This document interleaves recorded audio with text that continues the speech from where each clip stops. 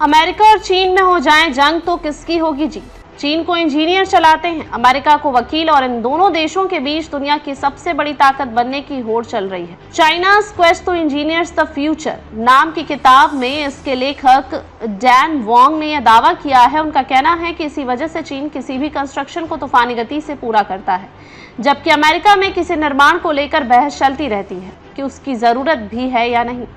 इंजीनियरों की ताकत। डैन का यह भी दावा है कि चीन में सत्ता के शीर्ष पर बैठे लोगों में से कई इंजीनियर हैं और चीन का इंफ्रास्ट्रक्चर देखकर आप इसे समझ सकते हैं। वह बताते हैं कि 1980 के दशक से लेकर अब तक चीन ने जो रोड नेटवर्क बनाया है वह अमेरिका के मुकाबले 2 गुना है। वहीं चीन का high speed rail network Japan के साइज का 15 गुना है।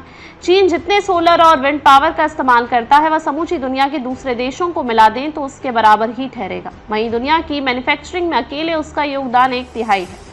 Technological war. लेकिन बात सिर्फ इतनी नहीं है, चीन आज अमेरिका के साथ टेक्नोलॉजी वॉर में भी उलझा है और ऐसा मानने वालों की कमी नहीं है कि वह यह जंग जीत चुका है। कभी चीन की छवि खराब गुणवत्ता के सस्ते प्रोडक्ट्स बनाने की थी, जबकि आज ऐसा नहीं है।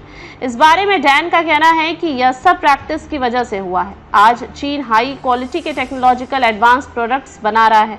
एआई और रोबोटिक्स में वह दुनिया के अग्रणी देशों में शामिल है। प्रैक्टिस पर जोर। डैन चीन की इंजीनियरिंग क्षमता की तुलना खाना बनाने में करते हैं। वह लिखते हैं कि जिस तरह से किसी शेफ को सही इक्विपमेंट दी जाए, अच्छी रेसिपी बताई जाए और अगर उसके अंदर इंट्यूशन हो तो वह अच्छा खाना बना सकता है, बशर्ते उसके पास इसका तजुर्बा हो।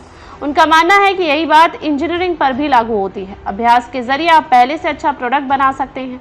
कौन जीतेगा? चीन में करोड़ों वर्कर्स और मैनेजरों ने दशकों के प्रैक्टिस के बाद अपने काम में दक्षता हासिल की है। स्मार्टफोन, कंज्यूमर, ड्रोन और कॉम्प्लेक्स इलेक्ट्रॉनिक प्रोडक्ट्स के कॉन्ट्रैक्ट मैन्युफैक्चरर के तौर पर उनके पास शानदार तजुर्बा है।